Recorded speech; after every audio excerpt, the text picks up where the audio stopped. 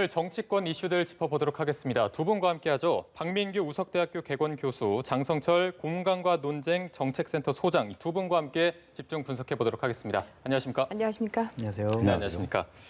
자, 지금 민주당과 통합당의 국회 원구성 협상이 끝내 결렬이 됐습니다. 저희가 관련해서 먼저 여야 원내대표의 발언을 들어본 다음에 대담을 이어가도록 하겠습니다. 민주당은 그동안 할 수 있는 최대한의 양보를 했습니다.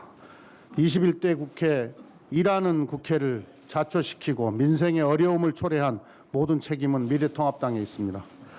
민주당은 미래통합당을 제외한 제 정당과 협의하여 오늘 본회의를 열어 상임위원장을 선출하고 국회를 정상 가동하겠습니다.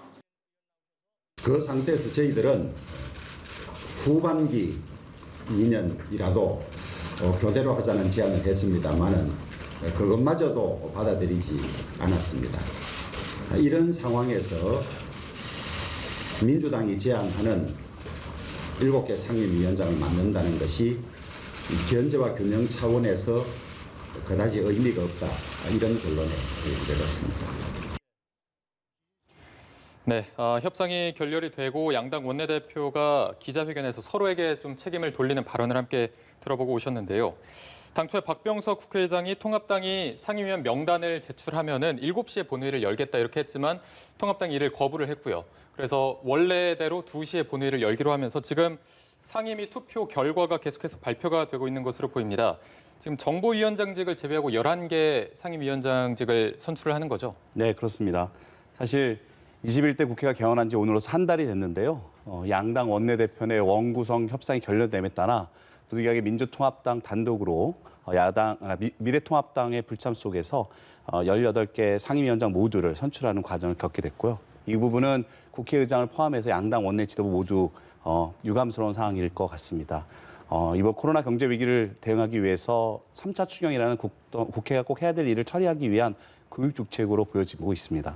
예, 네. 지금 저희 화면 하단에 계속해서 지금 11개 상임위원장 결과가 발표가 되고 있습니다. 전부 다 민주당 의원들이거든요. 이 결과 지금 어떻게 바라보고 계십니까? 그렇죠. 이제 선출에 별로 의미가 없습니다. 저거는 민주당 후보가 당연히 그냥 상임위원장 맞는 걸로 되어 있기 때문에 저는 그냥 별 의미 없는 요식행위다라고 예. 보여지고요. 김태년 원내대표가 지금 얘기를 했잖아요. 아까 우리 방송에서 봤는데 통합당에 양보했다. 일하는 국회를 못하게 한 통합당의 탓이다. 그래서 우리끼리 한다라고 했는데 뭘 양보했습니까? 뭘 양보했는데 저렇게 얘기를 합니까? 저거야말로 자신들이 국회가 열리지 못하도록 하는 것을 방조한 거 아닙니까? 법사위원장 여태까지 야당이 하는 게 관례였습니다. 그 관례를 깨버렸습니다. 그러면서 어떤 아무런 해명이 없었습니다. 그런 것에 대해서 책임을 져야지 지금도 야당 탓을 한다? 이건 집권여당답지 않다 말씀드립니다. 결국에는 법사위가 문제였다. 제가 이 자리에서 그 얘기를 몇 번째 하는지 네. 모르겠는데 막판에 발목을 잡은 것도 일단은 법사위였던 것 같습니다. 얘기를 다시 한번 해보자면 전반기 법사위원장은 일단 민주당이 하고 후반기 2년을 대선에서 승리하는 집권 여당이 하자라는 걸 민주당이 제안을 했거든요. 근데 이걸 네. 통합당이 못 받겠다 한 건데 들으시기에 통합당이 받기 좀 어려운 안이었다라고 보십니까? 통합당 입장에서는 사실 6월 12일 날 타협안 자체 11대 7 원안이 부결된 이후부터는 강경 모드로 전환할 수밖에 없었고요. 근데 이제 민주당 입장에서 좀 돌이켜보건데 이번 21대 국회는 일하는 국회로 해야 됨에도 불구하고 사실 조금 생각을 돌려서 20대 국회를 보면 우리가 패스트트랙에 올렸던 많은 법안들이 그 당시 미래통합당, 새누리당의 어떤 그저 아무것도 안 하는 발목 잡기 위해서 끝끝내 국회 파행을 연결됐던 아픈 기억이 있거든요. 그러다 보니 이번만큼은 사법개혁이라는 중차대한 순간에서 예. 법사위원장만큼은 2년은 기본적으로 민주당이 달성을 가져가고 그다음에는 집권 여당에게 먼저 우선권을 주자라는 타협안을 제시했는데 미래통합당 안에서 그 부분이 좀 통과되지 못한 아쉬움이 있는 거죠. 그래서 미래통합당 입장은 충분히 이해가 되지만 책임 있는 여당으로서 국회를 더 이상 공정시킬 수 없다는 시간적 압박감도 컸다고 생각합니다. 네, 사실 이게 많은 국민분들께서 보실 때는 법사위가 도대체 뭐길래 이렇게 나누고 쪼개고 하는 방안까지 가져가느냐 이런 생각을 하실 수도 있을 것 같습니다. 지금 이 법사위를 둘러싼 이 논쟁 어떻게 보고 계십니까? 기본적으로 국회는 견제와 균형이에요. 그 역할을 제대로 할 수 있는 것은 상임위원장 중에서 법사위원회가 유일합니다. 법사위원회는요, 각 상임위에서 올라온 법안들을 체계 작구 심사함으로써 그것이 잘못됐다, 잘됐다 판단을 해서 법사위원장이 판단을 해서 이 법안은 여당과 행정부에서 올렸지만 이 법안은 옳지가 않다라고 안건을 상정하지 않으면 그 법안은 본회의가 갈 수가 없어요. 네. 그렇기 때문에 이 법사위원장을 게이트키퍼라고 하는 것이고 법사위원장을 갖지 못하면 결국에는 자기들이 원하는 법안을 제대로 본회의에서 처리할 수가 없기 때문에 문재인 정권 2년 남았습니다. 2년 동안 국회에서 입법으로 이 뒷받침을 해야 하는데 법사위원장을 뺏기고 나면 우리가 입법으로 뒷받침 못한다. 그렇기 때문에 이번에는 무조건 법사위원장을 가져와야 된다라는 것과 결국에는 윤석열 총장을 법사위에 불러가지고요. 막 괴롭힐 거예요. 저번에 보셨잖아요. 처음 법사위원회가 열렸을 때 추미애 장관과 여당 쪽 법사위원들은 하루 종일 앉아가지고 윤석열 총장이 어땠느니 그 얘기만 하고 있었어요.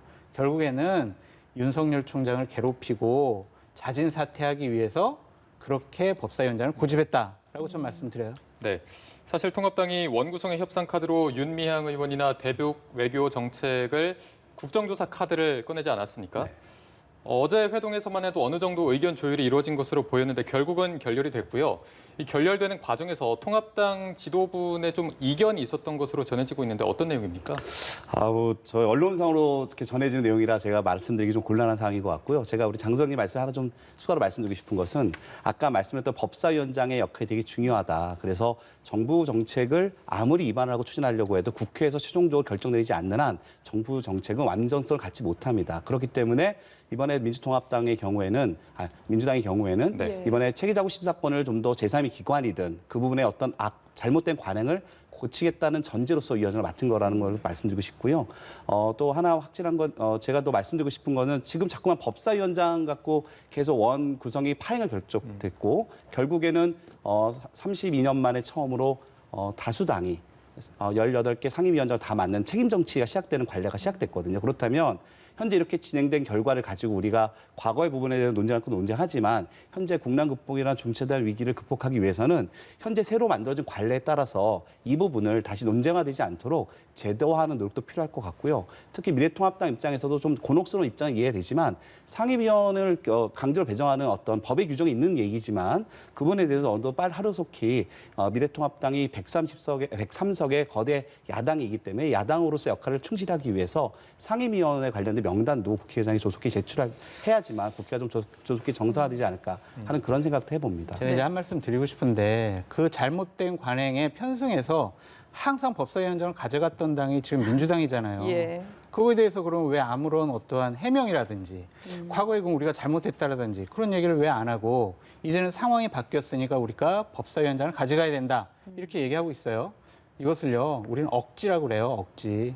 집권여당이 억지 부리면 안 됩니다. 집권여당은요, 상황이 바뀌었다고 말을 바꾸고 자신들의 판단과 결정을 바꾸면은요, 국민들이 신뢰할 수가 없어요. 지금 물론 집권여당이 지지율이 높게 나오지만 이런 식으로 자신들의 독단적으로 의회 독재다라고 비판받을 정도로 의회를 본인들의 뜻으로만 진행을 한다면 국민들이 분노가 높아질 거예요. 결국에는요. 민심을 이기는 권력 없습니다. 아무리 의석수가 많고 국민의 지지율이 높다고 그래서 그것이 계속 유지되지가 않아요. 국민들은 현명하시기 때문에 현재 민주당이 하는 행동들에 대해서 면밀하게 살펴보시고 앞으로 판단하실 거다라고 말씀드려요.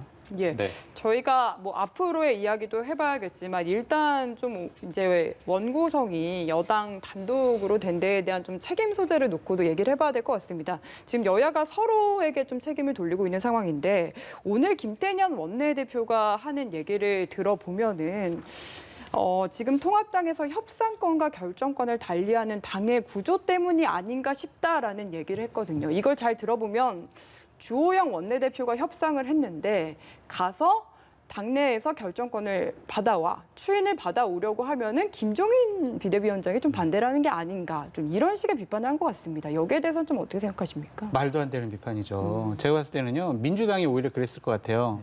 김태년 원내대표가 협상을 했는데 이해찬 대표한테 줄줄이 이건 안 돼. 거부를 받았을 것 같습니다. 그 김종인 대표는요, 주호영 원내대표에게 전권을 줬어요. 그리고 전권을 주지 않더라도 주호영 원내대표가 의원들의 선출로 된 분이거든요. 김종인 대표는 추대된 분이잖아요. 그렇기 때문에 권력의 정당성이라는 부분에 있어서도 김종인 대표가 주호영 원내대표의 협상권에 대해서 관여할 수 있는 그런 수준의 권력 관계가 아니다라고 말씀드려요. 이것은요, 민주당 예. 그리고 김태년 원내대표의 아주 버릇처럼 나오는 건데 남 탓하는 거예요. 남 탓. 결국에 이런 것은요. 여당은 국회 살 일이 야당에게 양보를 해서 야당이 협상장 뛰쳐나가면은 다 이렇게 다시 데리고 와서 협상하자. 그렇게 해야 되거든요. 예. 이것이 협상이 잘못된 것이 야당 탓이다? 집권 여당답지 않습니다. 네. 사실 이번 21대 국회가 출발하는 문제가 원구성 문제였는데 시작부터 협치를 보이지 못했고 이게 더 걱정이 되는 게 앞으로 이제 7월 달에 출범할 공수처 문제라든지 3차 추경 문제까지 좀 엮여 있지 않습니까?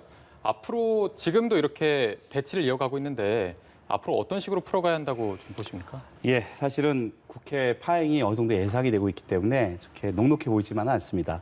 3차 추경 부분이야 6월 임시국회 처리를 공언했기 때문에 일정 부분 처리가 되겠지만 공수처 설치 관련된 논란도 계속되고 있고요. 네. 단적으로 공수처장 추천위원회에도 야당 추천모 2인을 추천하지 않는 상태라면 공수처장의 임명 절차가 진행되지 않고요.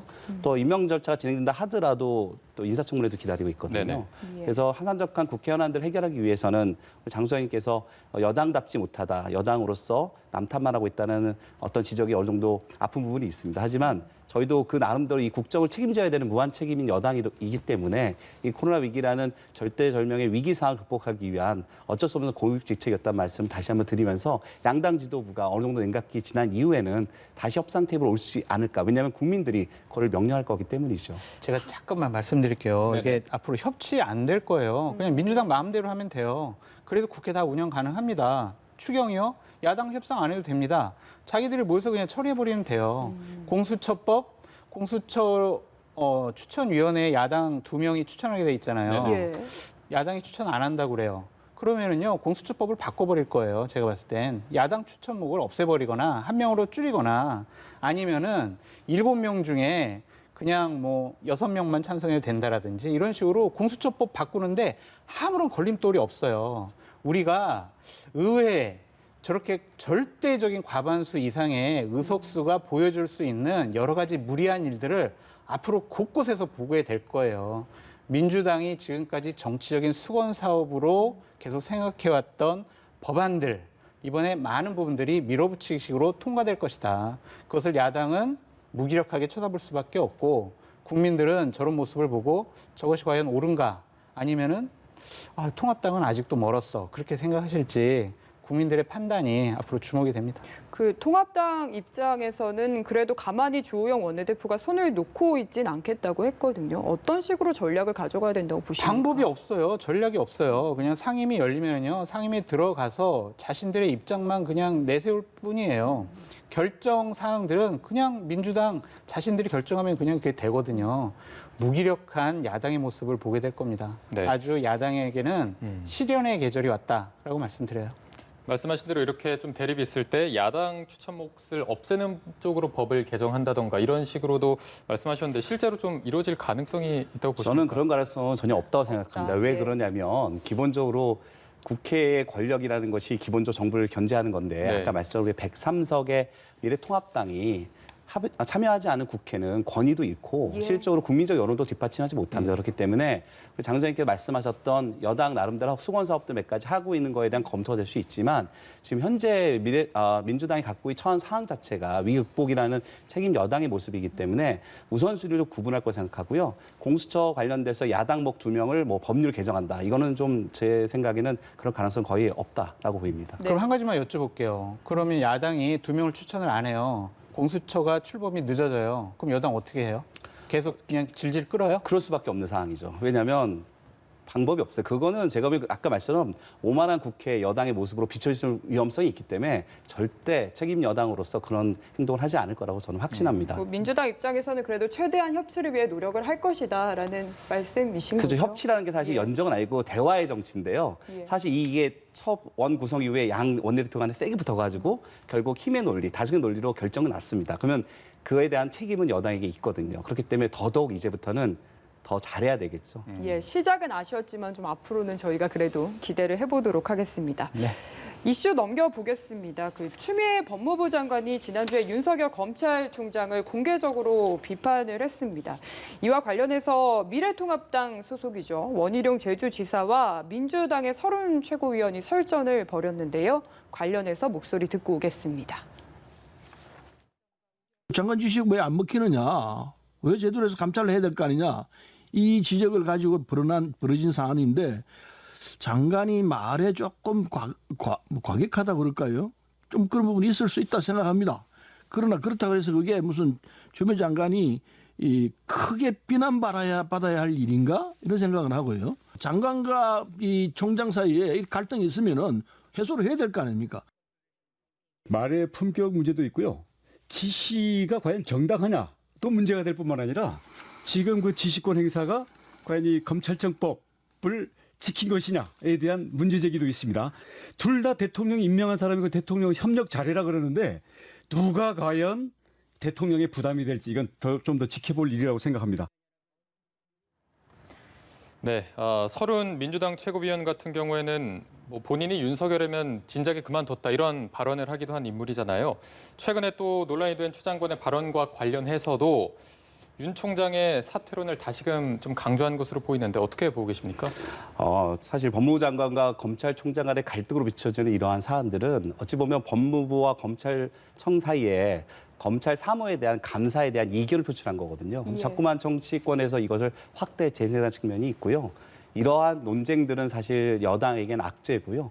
야당한테 호재로 보입니다. 그래서 하루속히 추미애 장관 입장에서도 정말 조국 전 장관 사퇴 이후에 법무부 장관으로서 어떤 사법개혁이나 중차대한 임무를 위해서 총선 출마까지 포기하면서 맡은 독배였는데 본인이 했던 여러 가지 사법개혁에 대한 여러 가지 과정 속에서 검찰 쪽과 이견이 계속 불거지다 보니 답답함을 토로한 걸로 보이고요. 그런 부분에 있어서 자꾸만 그러한 어떤 논쟁이 확대되는 거는 여당한테 결코 좋지 않기 때문에 하루속히 이 부분이 좀 더 사법개혁이라든지 공수처 출범비 시행에 관련된 본질적인 문제로 돌아가는 것이 민주당에게 너무나 중요하다 이렇게 생각합니다. 네. 하나만 더 질문을 드리자면 사실 추미애 장관의 발언 자체에 대해서 이 언어의 품격에 대해서 비판이 많이 나왔고 거기에 대한 비판이 나오자 추미애 장관이 중요한 거는 검찰 개혁이고 검언 유착이 본질이다라고 이야기를 했거든요. 무엇이 본질이라고 보시는지 그리고 또 추미애 장관이 뭔가 이런 식으로 발언을 한 것에 대해서는 좀 어떻게 생각하시는지가 궁금합니다. 많은 국민들이 좀 부적절하다고 생각하시는 것 같아요. 그런데 이제 문제의 본질은 분명히 검언 유착 및 검찰의 잘못된 관행을 개선하고자 하는 법무부와 검찰청의 노력이 제일 본질인데 이거 자꾸 정치 쟁점하다 보니까 오죽하면 여당 의원조차도 문제 제기하지 않지 않았겠습니까? 예. 그 정도로 파급효과가 컸기 때문에 적절하지 않았고 그렇기 때문에 도리어 현재 자꾸만 이런 언쟁으로서 비춰지는 것은 사법개혁과 검찰개혁에 위해서는 대단히 부정적이다라고 생각합니다. 예. 네, 추미애 장관 같은 경우에도 어쨌든 품격보다는 개혁, 언론 개혁, 검찰 개혁이 중요하다는 입장인데 여기에 대해서 좀 어떻게 보고 계십니까? 추미애 장관이 지금 하려고 하는 게 검찰 개혁인가요? 검찰 장악 아닙니까? 품격보다 중요한 게 있죠. 검찰의 정치적인 중립, 검찰의 권력으로부터의 독립. 이것이 품격보다 훨씬 더 중요합니다. 이것을 지금 법무부 장관이 법을 어겨가면서 검찰을 압박을 하고 있어요. 윤석열 총장에 대해서 공문으로 지휘서신을 내려보냈잖아요. 그것이 법적으로 이것은 검찰청법을 근본적으로 어긋난 거예요. 무슨 말씀이냐면 예. 공문에 보면은요. 수신자가 총장하고 감찰 3과장으로 돼 있어요. 검찰청법 8조에 의하면은요. 법무부 장관은 구체적인 사건에 대해서 검찰총장에게만 지휘할 수 있다라고 되어 있는데 이 공문을 보면 검찰 상과장도 지휘를 하게 돼 있어요. 그렇기 때문에 이것은 검찰청법을 위반한 거고요.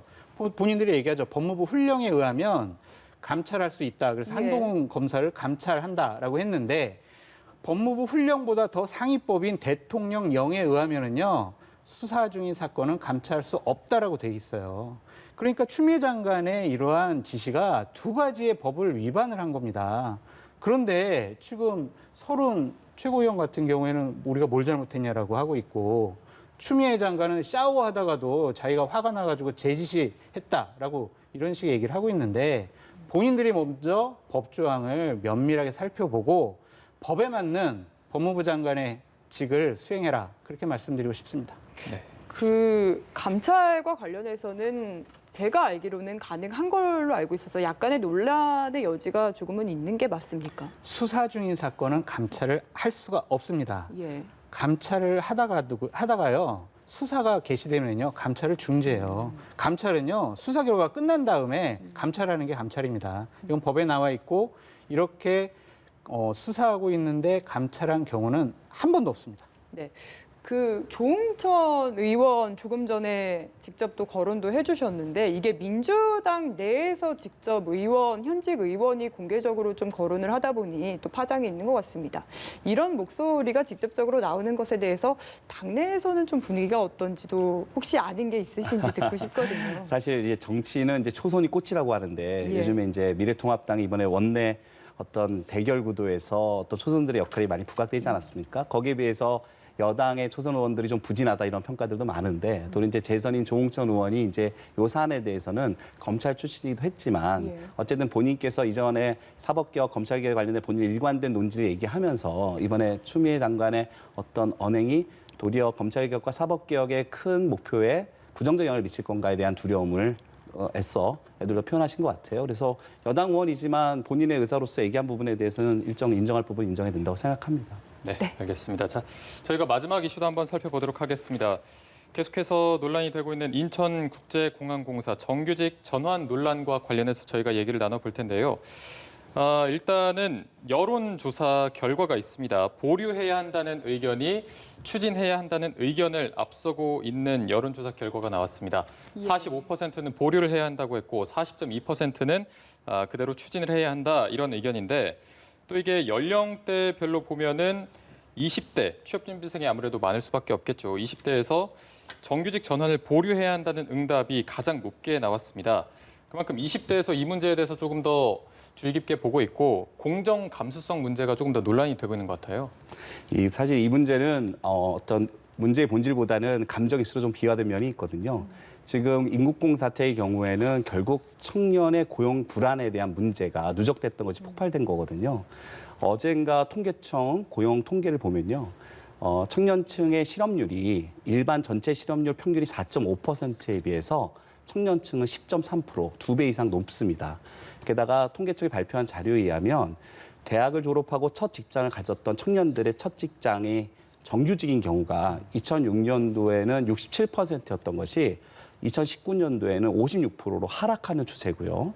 또 하나 또 첫 직장으로서 우리가 어쩔 수 없이 1년 미만의 단기 계약직을 선택했던 청년들의 비율이 06년도에 9%에서 작년에 24%로 상승하고 있습니다. 그걸 다 외우셨네요.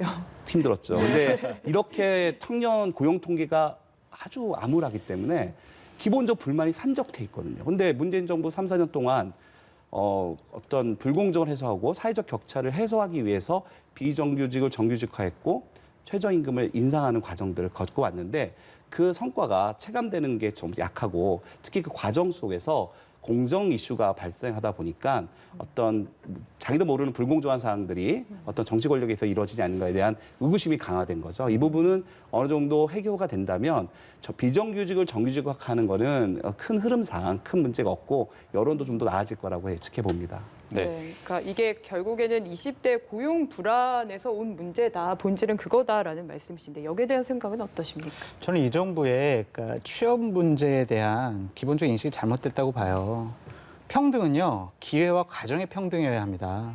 결과의 평등 돼서는 안 돼요. 먼저 교수님께서 지금 이 시정연설 네. 어떻게 들으셨는지요?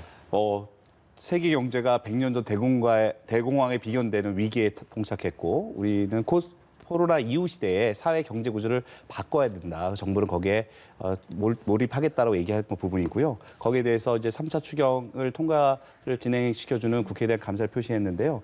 지금 현재 상황은 뭐 총리께서 말씀하신 것처럼 아주 우리가 이제까지 한번 대비하지 못했던 위기 상황입니다. 그래서 이제는 정부가 좋은 정책, 옳은 정책보다 좋은 정책을 해야 되거든요. 그게 어떤 차이가 있냐면요. 옳은 정책은 이걸 해야 된다고 생각하기 때문에 그냥 하지만 그 정책의 부작용까지 고려하지 못한 정책이고요. 좋은 정책은 옳은 정책 중에서 이거에 발생되는 부작용까지 다 고려해서 하는 정책입니다. 예를 들면 문재인 정부가 사회 격차를 줄이기 위해서 최저임금을 인상하는 거는 옳은 정책입니다. 하지만 그로 인해서 중소기업이라든지 자영업자들이 운영이 어려웠던 부작용이 나왔거든요. 이까지 어떤 포괄된 종합적인 정책을 내놔야 되는 과제를 정부가 안고 있고 이렇게 정부가 부족한 부분에 대해서는 이제 21대 국회가 일하는 국회로서 정부의 부족한 부분은 여당과 야당이 각자의 위치에서 좀 보완하는 그런 노력들이 필요한 시점이다 이렇게 생각합니다. 예, 장 소장님 어떻게 들으셨습니까? 저는 기본적으로 진단을 잘 하셨다고 생각이 들어요. 소비가 감소돼서 제조업의 위기가 심각이 되고 제조업이 위기가 심각이 되니까 결국에는 일자리가 상당히 줄어든다. 이런 것들을 뒷받침하기 위해서 이번에 추경을 했다라고 말씀하셨는데 비판을 하려면요. 지금 1시간도 더 할 수 있지만 지금은 이제 처음 추경안을 설명하고 국회에 말씀드리는 자리잖아요. 그렇기 때문에 정부는 무한 책임을 갖고 위기 극복에 노력해달라고 말씀드리고 싶고요. 예. 국회는요. 좀 낭비되는 요소가 없는지 좀 비효율적인 부분이 없는지 꼼꼼히 심사해서 국민의 세금이 낭비되지 않도록 좀 열심히 노력해 주시기 바랍니다. 근데 한 가지 좀 아쉬운 게 있어요. 계속 빚만 내서 우리가 추경을 할 수가 없잖아요. 우리가 재정 건전성이 아직은 괜찮다고 하지만 예. 계속 빚만 내서 할 수는 없다.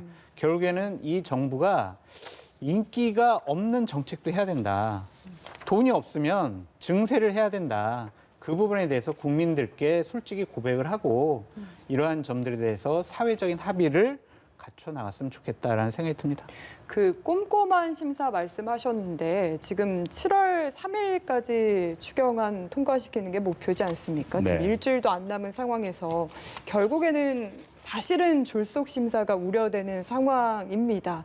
여기에 대해서는 홍익표 의원도 결국에는 집권 여당도 책임이 있다라고 이야기를 하기도 했거든요. 여기에 대해서는 어떻게 생각하십니까?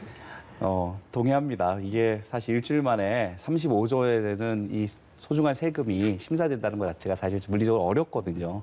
그렇기 때문에 돌고 돌아서 여당으로서 원구성 합의가 좀 더 일찍 됐으면 그래도 한 2주간 좀 더 심도 있게 심사를 했으면 좀 더 국민이 동의하고 나중에도 문제 발생을 줄여드린 상태에서 추경안이 통과됐을 때 하는 아쉬움이 있죠.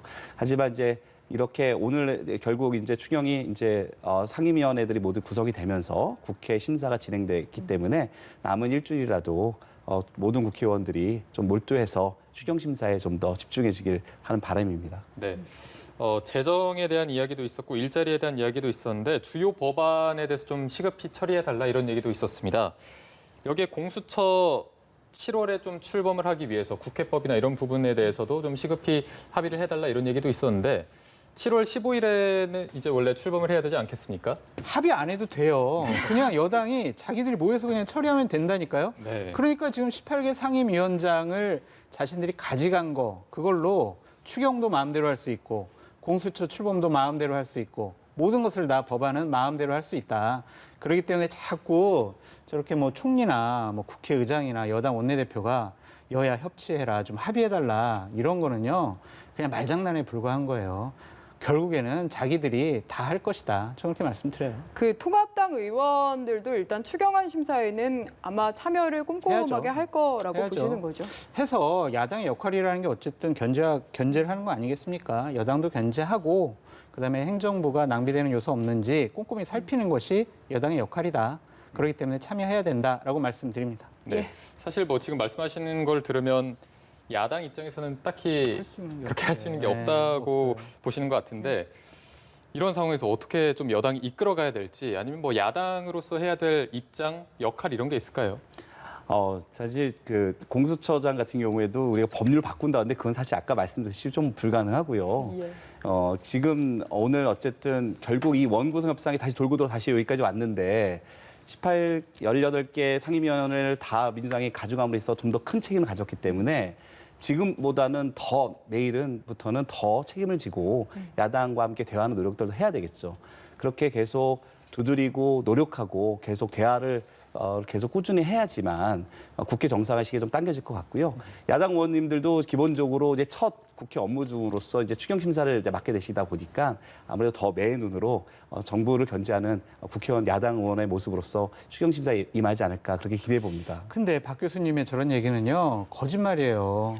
아니, 지금 여당이 양보할 생각이 없어요. 왜냐하면은 자신들이 계속 자신들의 주장을 한치도 물러나지 않잖아요. 협상을 하고 협치를 하려면요, 가진 것을 내놔야 됩니다. 가진 것은 하나도 내놓지 않고 야당 보고 야, 너희들 내 말 들어. 우리 뜻대로 따라와. 이게 협치고 협상입니까? 그렇기 때문에 지금 자꾸 저런 식으로 얘기하는 것 자체가 자신들의 독재, 의회 독재를 하려고 하는 것에 대해서 어느 정도 좀 방어막을 치려고 하는 건데, 여당은 기본적으로 양보할 생각이 없고 협치할 생각이 없다. 이번 기회를 통해서 우리 한번 그동안 우리가 정치적인 수건 사업으로 해왔던 여러 가지 일들을 한꺼번에 처리하자라고 결심할 것 같아요. 결국에는 그 의석수라는 그 넘치는 힘을 주체하지 못할 것 같다. 그래서 참 나라가 앞으로 더 시끄러울 것 같다라는 말씀을 드립니다. 인천국제공항공사 이야기로 다시 돌아가 보도록 하겠습니다. 앞서서 결국에는 이게 20대들의 뭔가 고용 불안에 대한 문제에서 기인을 한 것이다라는 교수님의 이야기를 들어봤는데, 장 소장님 이야기를 듣다 저희가 끊겼거든요. 마저 이어서 얘기를 들어볼까요? 그러니까 어쨌든 평등 문제는요, 그거는 기회와 가정의 평등해야지 결과의 평등은 안 돼요. 공부를 열심히 해가지고 시험 성적 잘 본 사람하고 그다음에 놀다가 시험 성적이 잘 안 나온 사람하고 학점을 같이 줄 수는 없잖아요. 그렇기 때문에 지금 모든 비정규직 그러한 근로자들을 정규직화하겠다는 것은 무리입니다. 전 세계에요, 비정규직 없는 나라 없습니다. 우리나라가 상대적으로 높긴 높아요. 왜 높았냐? 김대중 정부 때 고용 유연화를 위해서 법안 처리를 다 그렇게 했어요. 정리해고법, 파견근로자법. 이거 다 김대중 정부 때 했던 일입니다. 그래서 비정규직이 양산이 됐어요. 그랬는데 그것을 지금 다 박근혜 이명박 정권 탓이냐, 비정규직이 그때 많이 늘어났다는 식으로 공격하는 것 자체가 잘못된 것 같고요. 이번에 인천공항공사 거기는요, 감사원 감사를 통해서 비정규직 채용이 얼마나 잘못됐는지 밝혀졌습니다. 예를 들면 자회사 정규직, 그다음에 인천공항공사 정규직 이런 데 52개 회사를 조사를 했더니 3,600명 정도가 공정하고 투명하지 않게 채용됐다는 거예요. 예를 들면요, 모집 공고가 없었어요. 그리고 비공개 채용했어요. 서류가 없어요. 채용 서류가 없어요. 면접 대상자 임의로 선정했어요. 여기에 친인척 채용이 930명입니다. 한마디로 그냥 너 해. 이렇게 된 거예요. 이렇게 부정직하고 불합리하게 비정규직으로 된 분들을 정규직화한다라는 것에 대한 청년과 국민들의 분노지, 우리가 비정규직 처우 개선해야죠. 그런데 그것이 단순히 정규직으로만 옮기는 것이 그것이 처우 개선이냐, 그 부분은 그냥 각 회사에 남겨두라는 전 말씀을 드리고 싶어요. 인천공항공사 올해 지금 3,200억 적자입니다. 3,200억 적자인 회사에서 1,900명 정규직으로 정상적인 상황에서는 채용하겠습니까? 다른 정치적인 압력이 있지 않았느냐, 그러한 의구심이 드는 부분입니다. 네, 알겠습니다. 저희가 오늘은 여기까지 이야기를 좀 들어보도록 하겠습니다. 지금까지 두 분과 함께했고요. 박민규 교수님, 장성철 소장님, 오늘 고맙습니다. 네, 말씀 잘 들었습니다.